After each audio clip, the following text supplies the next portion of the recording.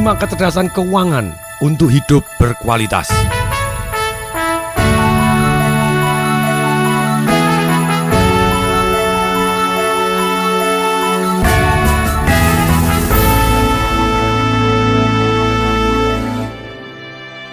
Ketika saya membaca tentang MC Hammer, bagaimana seorang MC Hammer yang tadinya mempunyai koleksi lebih dari 40 mobil, punya pesawat Boeing, dan kemudian bangkrut tidak mempunyai uang.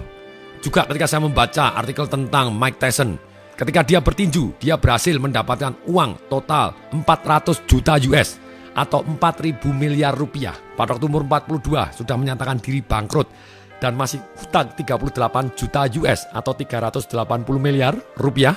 Betul, dia masih mempunyai kekayaan sekitar 6 juta US, aset berupa properti dan lainnya. Hanya kalau dikelopkan dia masih minus 32 juta US. Kemudian bagaimana seorang Michael Jackson? Saya baca di artikel, nggak tahu itu betul atau salah. Ternyata rumahnya dilelang, kebun binatangnya dilelang, dan dikabarkan dia mau bunuh diri. Termasuk rumah orang tuanya dihutangkan 4 juta US dan dia tidak bisa membayar. Total hutangnya 200 juta US. Karena pada dasarnya banyak sekali artis, petinju, seperti misalnya Elias Pikal, yang pada waktu di karirnya sebagai petinju, dia berhasil mendapatkan uang yang sangat banyak, tapi dia tidak berhasil melindungi uangnya, dan akhirnya habis. Nah, di sini, ketika saya belajar dari Robert Kiyosaki, dan kemudian banyak sekali ilmu yang saya pelajarin, salah satunya yang sangat berkesan itu adalah 5 kecerdasan keuangan untuk hidup berkualitas. Kalau Anda kepengen ingat seumur hidup, ikutin gerakan saya. Dengan ikutin gerakan saya, Anda akan belajar jauh lebih cepat. Oke, tangan kanan ke atas, 5 kecerdasan keuangan. Apa? Ulangi kata-katanya. 5 kecerdasan keuangan. Oke, tangan telunjuk 1 ke atas. 1 kecerdasan yang pertama. Oke, masukkan ke hidung Anda. Kemudian seolah-olah mencari upil. Nah, inilah namanya. Kecerdasan nomor 1 adalah kecerdasan untuk mencari uang. Kalau orang berhasil mendapatkan uang 1 juta US 1 tahunnya, yang satu cuma 50.000 US, sudah pasti yang 1 juta US mempunyai kecerdasan mencari uang yang terbukti lebih berhasil.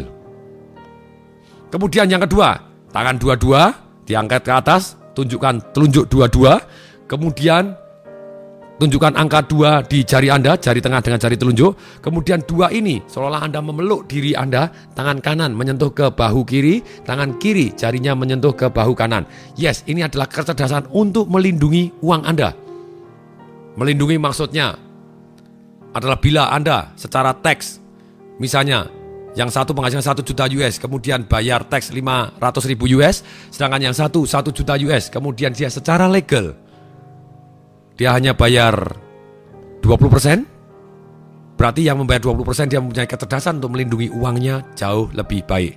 Kemudian yang ketiga, oke, semua tangan kanan angkat, tunjukkan jari, 3 jari Anda, jari tengah, jari telunjuk dan jari manis Anda. 3 adalah kecerdasan untuk mengatur. 3 kecerdasan untuk apa? Mengatur. Ikutin saya. 1 untuk hari tua, 2 untuk cadangan, yang ketiga boleh dihabiskan. Oke, yang ketiga ini adalah kecerdasan untuk mengatur. Sekali lagi, kecerdasan untuk apa? Tolong dijawab. Dengan jawab Anda akan jauh lebih ingat. Kecerdasan untuk mengatur. 1 untuk hari tua, yang kedua untuk cadangan, yang ketiga silahkan mau dihabiskan boleh. Nah, kemudian ini kecerdasan ketiga, mengatur.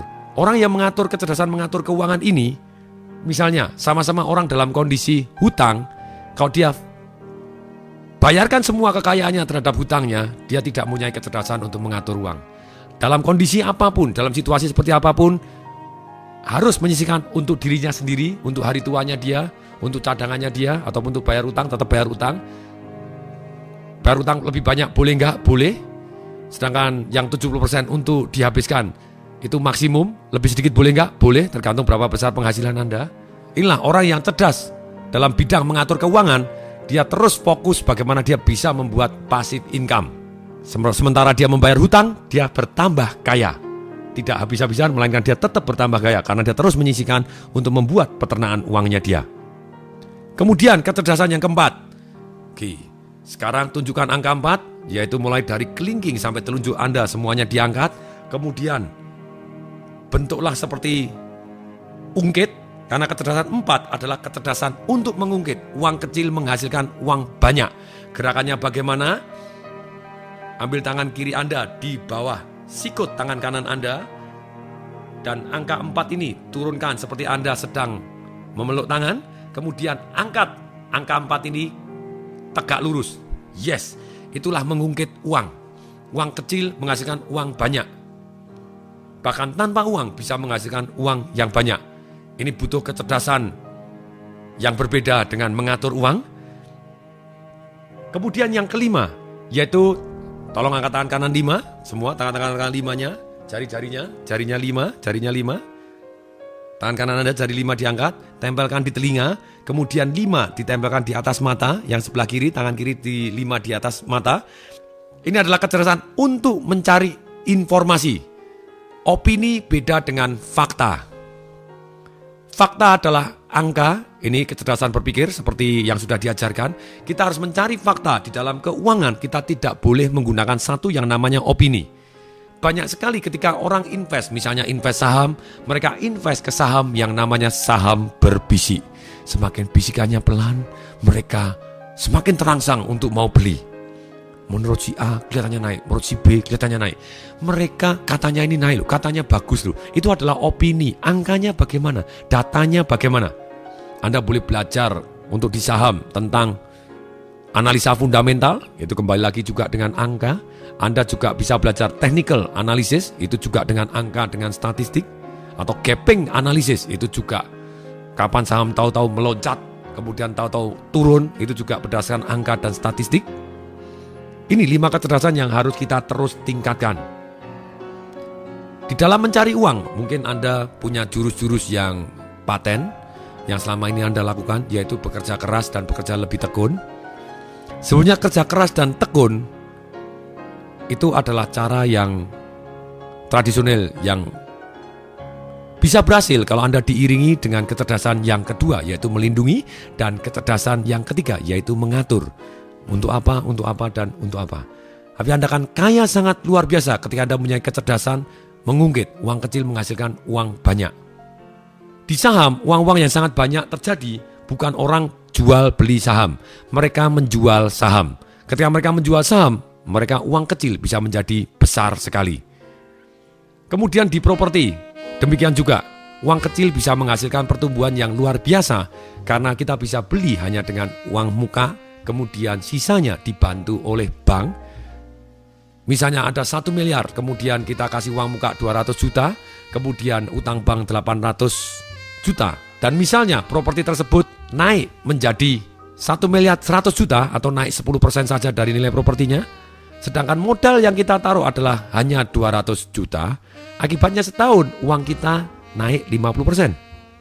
Hanya saja, apapun yang akan Anda pelajarin selama Anda belum merubah money blueprint Anda tidak akan berubah.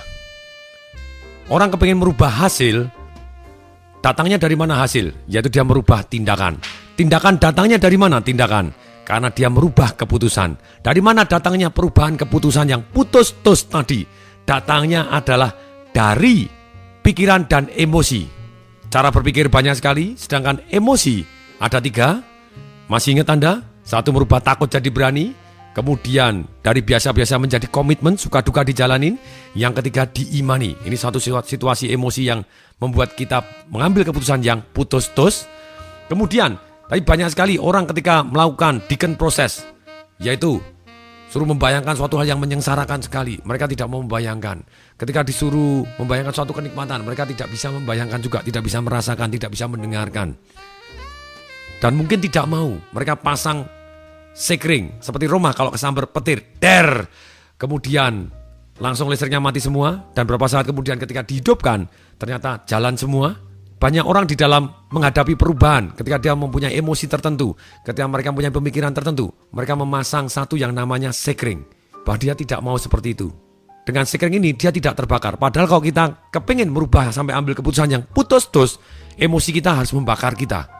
Emosi membakar kita sehingga kita ambil keputusan, yes, hari ini saya juga berubah, sekarang juga berubah.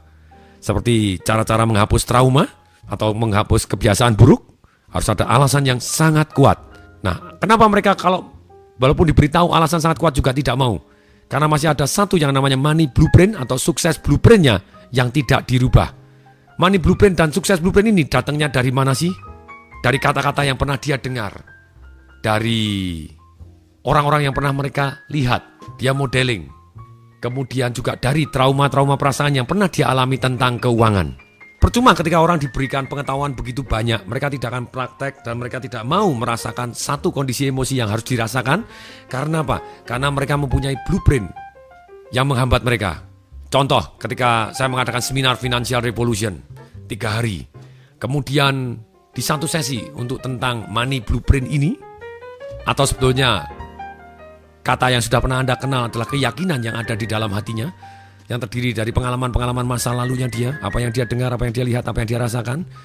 Ternyata ada satu orang yang pegawai negeri, dan kemudian dia ngomong kepada saya, betul Pak, selama ini saya takut sekali bisnis. Walaupun diomongin tidak semua bisnis menakutkan, ada bisnis-bisnis yang bisa menguntungkan. Bahkan tanpa modal pun saya dikasih saham, tetap aja saya takut. Karena saya pernah mendengar, saya pernah melihat, saya pernah trauma Pak pada waktu saya kecil. Waktu kecil papa saya juga pegawai negeri.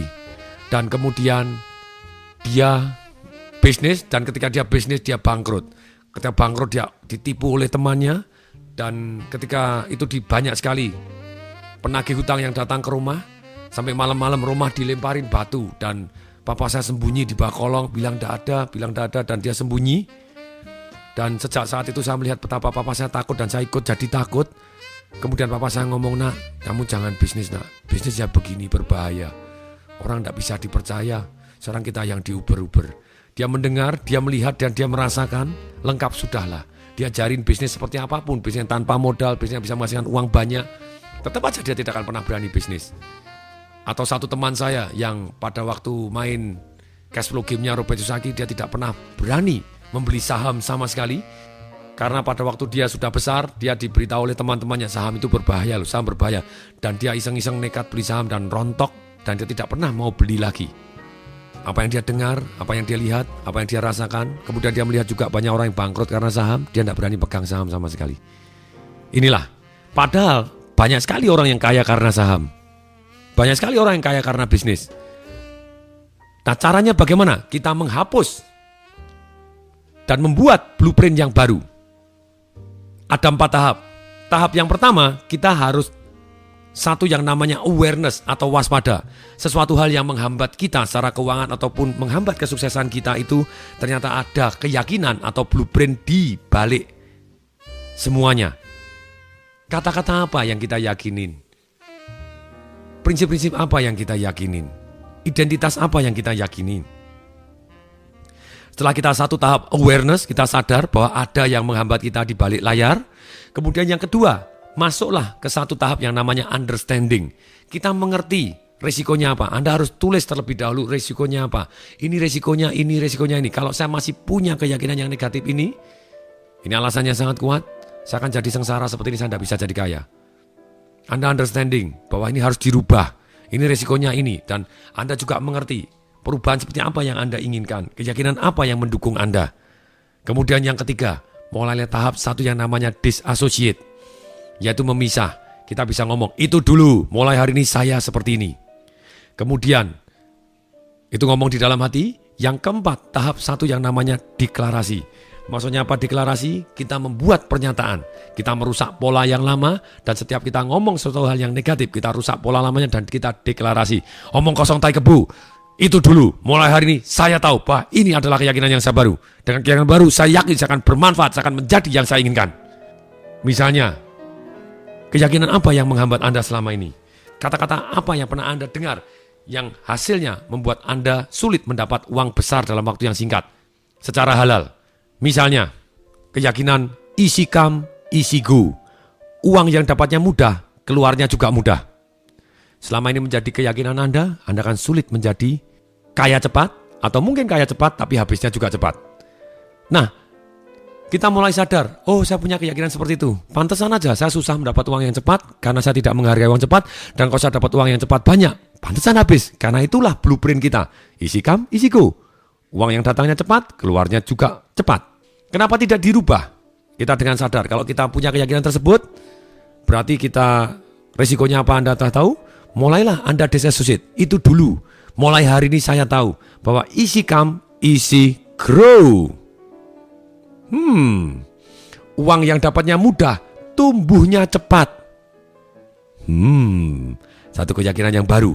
Setiap kita terlintas mau dapat uang banyak, jangan, uang banyak itu kan gampang hilang. Omong kosong tai kebo, Anda rusak dengan tangannya, boleh masukkan jari ke hidung Anda. Omong kosong tai kebo, uang cepat, keluarnya cepat nih. Anda ngomong dengan seperti itu, kemudian Anda bilang, omong kosong. Yang benar adalah uang yang datangnya cepat, tumbuhnya cepat. Dan itu mendadak jadi blueprint Anda yang baru. Ketika Anda ulangi, kita jauh lebih semangat dan kita bisa mendapatkan uang yang cepat dan tumbuh sangat cepat. Demikian juga, kadang ada keyakinan-keyakinan yang seringkali kita anggap positif, tapi sebetulnya negatif. Misalnya, uang banyak, tanggung jawab kita menjadi besar. Semakin kaya, saya semakin tanggung jawabnya semakin besar. Kita harus sadar dulu bahwa seringkali orang takut sekali menerima tanggung jawab yang besar. Sebetulnya, kita harus sadar bahwa kalau uang kita banyak, sebenarnya tanggung jawab kita lebih ringan. Ketika ada saudara butuh, kita bisa bantu dengan lebih ringan. Ketika kita mau nyumbang, kita menyumbang dengan lapang dada dan penuh ikhlas. Kalau uangnya banyak, misalnya kita makan, misalnya kita ketemu teman SMA kita, pada waktu makan, biasanya apa yang jadi kalau uangnya sama-sama sedikit? Kalau makanannya mahal, ya dompetnya mendadak sulit sekali keluar dari kantongnya terlalu sempit, jadi narik dompetnya lambat-lambatan, siapa yang cepat dia yang bayarin, tapi ternyata lambat, gak ada yang keluar-keluar gitu ya. Tapi kalau kita uangnya banyak atau kita kaya, kita ngambil tanggung jawabnya mudah. Saya yang bayar, selesai. Ya atau ya? Inilah.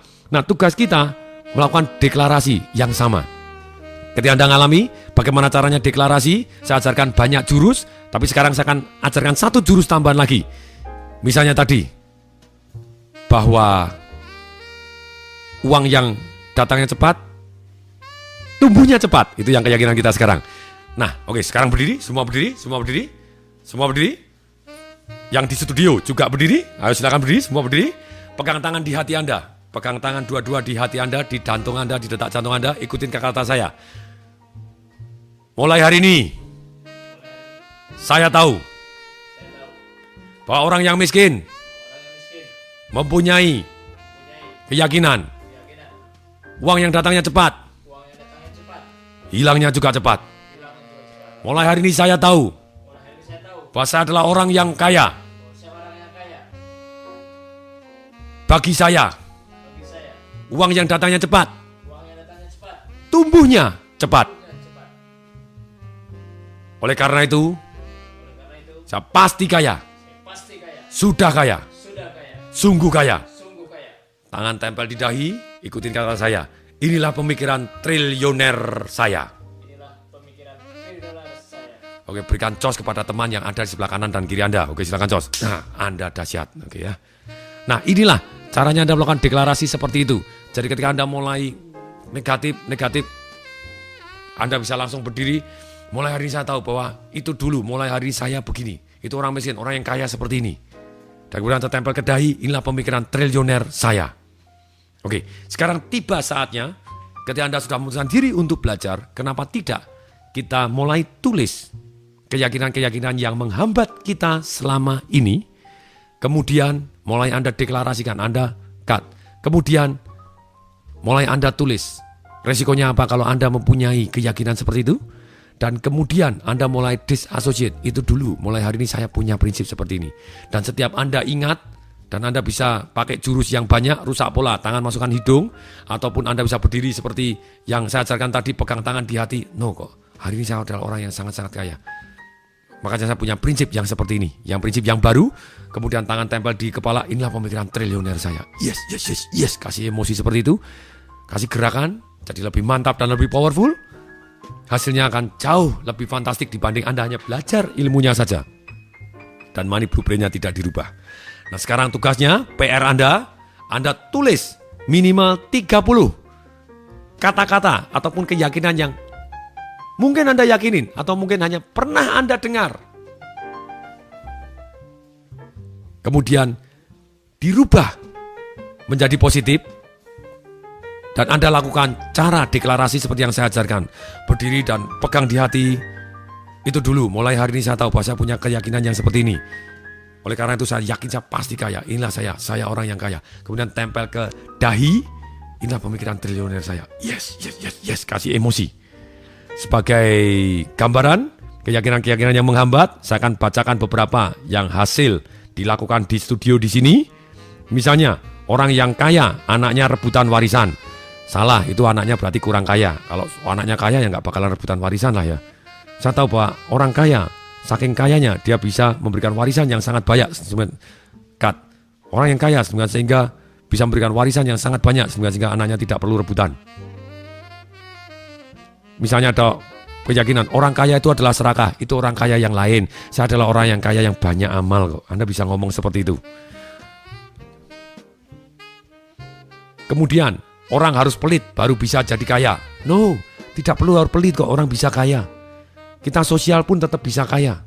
Buktinya Bill Gates, orang yang paling kaya di dunia, malah paling sosial. Dia menyumbang yang pernah sumbangan yang paling besar di dunia. Bill Gates dan Warren Buffett, orang nomor 1, orang nomor 2 paling kaya, menyumbang begitu banyaknya, sampai 30 miliar lebih US dollar.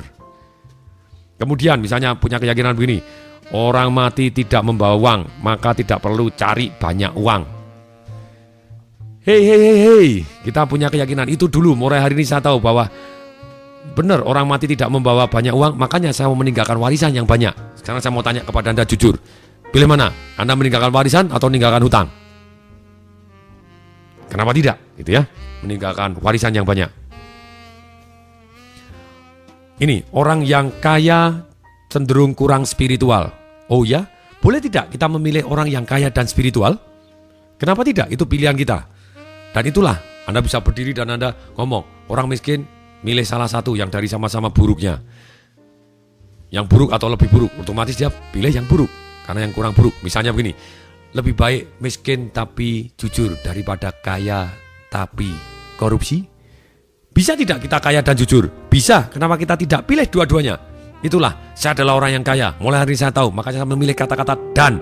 Saya milih kaya dan jujur. Saya milih kaya dan keluarganya harmonis. Saya milih kaya dan sehat. Saya milih kaya dan apa, terserah. Anda bisa milih kaya dan. Terus Anda harus tulis, ini adalah PR Anda.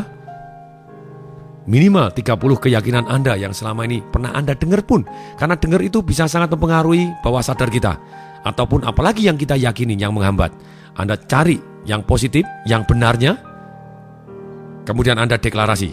Tulis di buku sukses Anda 30 keyakinan yang menghambat Anda untuk menjadi kaya selama ini apa saja. Pasti banyak sekali. Bongkar terus, tulis dan bongkar. Tulis yang menjadi yang lebih positif. Lakukan tugasnya. Pasti bermanfaat. Sampai jumpa di CD berikutnya. Saya Tong Desem Waringin mengucapkan salam dahsyat.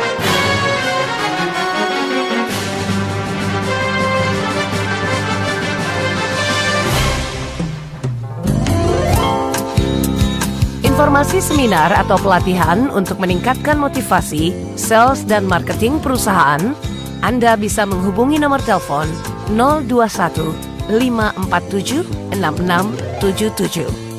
021 547 6677. 021 547 6677. Atau klik di www.dahsyat.com.